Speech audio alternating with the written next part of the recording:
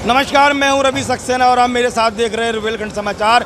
इस समय उत्तर प्रदेश के रामपुर से एक बड़ी खबर आई है, जहां एक देश के बड़े साधु संत डॉक्टर रामविलास बेहन्ती पहुंचे थे। उन्होंने साफ तौर से कहा है कि भारत के अंदर कभी भी मंदिर मस्जिद नहीं हुआ करती थी।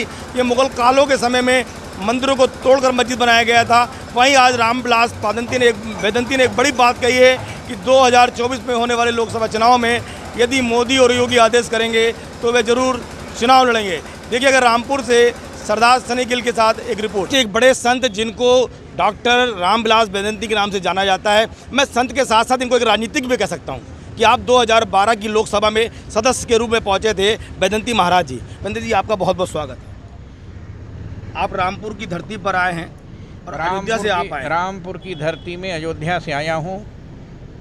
मैं भगवान ये भमरम्बा महादेव स्वयं प्रकट भगवान शिव हैं, उनसे प्रार्थना करने आया हूं कि 2024 में फिर से मोदी जी तीसरी बार भारत के प्रधानमंत्री बने, और जब प्रधानमंत्री बने तो 400 से ज़्यादा सीट लेकर के भाजपा सरकार बनाए। ये प्रार्थना करने भगवान शंकर जी से आया था। भगवान शंकर जी से आप प्रार्थना करने आए थे, राम दरबार से शिव दरबार पहुँचे हैं। लेकिन बड़ी बात यह है कि जो आप मोदी जी की बात कर रहे हैं, उनका रथ रोकने के लिए इंडिया तैयार है, ईस्ट इंडिया कंपनी तैयार है। ईस्ट इंडिया कंपनी भारत को पराधीनता की बेड़ी में बांधे थी, लेकिन भारत के लोगों ने ईस्ट इंडिया कंपनी को भगा दिया।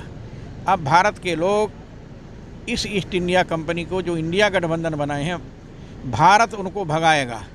भारत ईस्ट इंडिया कंपनी को भगाकर भारत फिर से इस देश में अपनी सत्ता स्थापित करेगा। जैसे मोदी जी 2014 में आए, 2019 में आए, वैसे ही मोदी जी फिर से 2024 में आएंगे और फिर से तीसरी बार भारत के प्रधानमंत्री बनेंगे। राम राज्य की घोषणा होगी, समान नागरिक संहिता लागू होगा, जनसंख्या नियंत्रण कानून लागू होगा। ये मेरी भावना है और मेरी भावनाओं के साथ संसार के सभी लोग जुड़े हुए हैं। भारत का हर व्यक्ति चाहता है कि तीसरी बार फिर से मोदी जी भारत के प्रधानमंत्री बने और 400 से ज़्यादा सीट लेकर मोदी जी आए। ये लोगों की इच्छा है। बेहन्ती जी, आप हिंदुत्व का नेतृत्व करते हैं, बड़े संत हैं, क्या आपको मणिपुर में लड़कियां नहीं दिखी हिंदुओं की? देखिए, मणिपुर में जो कांड हुआ वो सब कांड सोनिया गांधी, राहुल गांधी, प्रियंका गांधी और इंडिया गठबंधन की चाल है।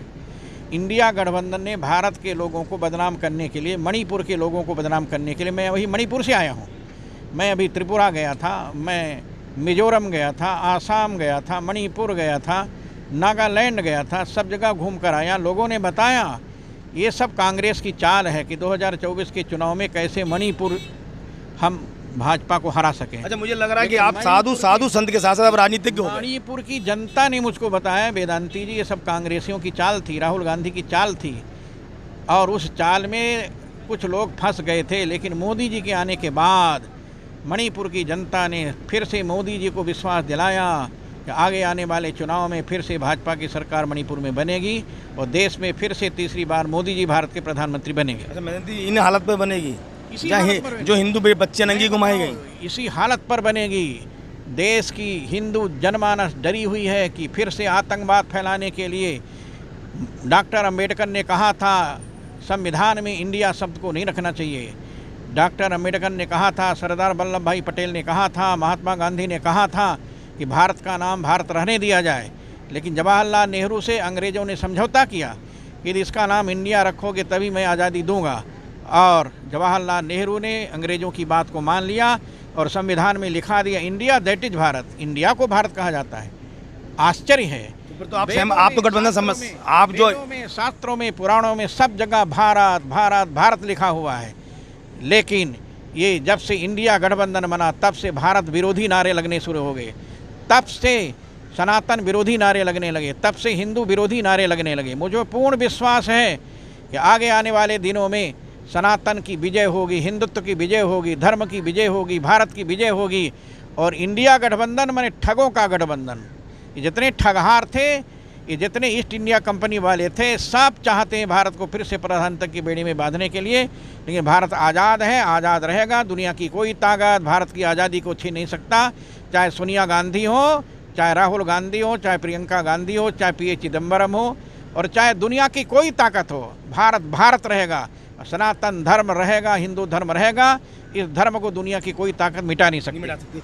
अच्छा ये बताइए, जैसे आपने राम जन्मभूमि का एक आंदोलन चलाया था, क्या काशी और मथुरा की भी बारी है? काशी तो सिद्ध हो गया। सर्वे की रिपोर्ट में अंदर त्रिशूल मिल गया, शंकर जी मिल गए, अंदर नंदी जी मिल गए, वहाँ की दीवारों में डमरू के चिन्ह मिले, स्वास्तिक के चिन्ह मिले, ओम के चिन्ह मिले, वहाँ की दीवारों पर सब हिंदू देवी देवताओं की मूर्तियाँ मिल गई, खुदाई में सब हिंदू देवताओं, यहाँ तक कि जामा मस्जिद के अंदर भगवान की मूर्ति मिली, विष्णु की मूर्ति मिली, लक्ष्मी की मूर्ति मिली। भारत में 90% मंदिरों को तोड़कर मुगल काल में मस्जिदों का निर्माण हुआ था। भारत में कोई मस्जिद नहीं थी। मुगल काल में मंदिरों को तोड़कर मस्जिद बनाने का काम मुगलों ने किया था। मोदी जी अब आ गए हैं। वक्फ बोर्ड की ज़मीन, जो नजूल की ज़मीन थी, जो सरकार की ज़मीन थी, उस सरकारी ज़मीन पर वक्फ बोर्ड ने कब्जा कर लिया है। अब वक्फ बोर्ड की ज़मीन को सरकार अधिग्रहण करने जा रही है। मुझे पूर्ण विश्वास है इस देश के अंदर फिर से राम राज्य होगा, और राम राज्य की ताकत को दुनिया के लोगों ने ठीक से देखा है। मोदी जी उसी राम राज्य की ओर बढ़ रहे हैं। मुझको पूर्ण विश्वास है कि 2024 में 400 के पार जाएंगे, फिर से मोदी जी प्रधानमंत्री बनेंगे।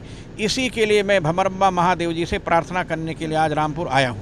एक आखिरी सवाल चलते कर रहे हैं, अब मंदिर का उद्घाटन होने वाला है राम जन्मभूमि वाले मंदिर पे, तो उसमें क्या जो इंडिया गठबंधन है, क्या आप लोगों की तरफ से कोई निमंत्रण जाएगा? देखिए, मैं इंडिया शब्द जानता ही नहीं, मैं भारत जानता हूँ। उसमें इंडिया को आमंत्रित नहीं किया जाएगा, भारत को आमंत्रित किया जाएगा। भारत के संविधान को मानने वाले को आमंत्रित किया जाएगा, भारतीयता को आमंत्रित किया जाएगा, भारतीय संस्कृति को बुलाया जाएगा। भारत के सभी धर्म के लोगों को आमंत्रण दिया गया है, विश्व के सभी धर्म के लोगों को आमंत्रण दिया गया है। क्या 2024 में आप चुनाव लड़ेंगे?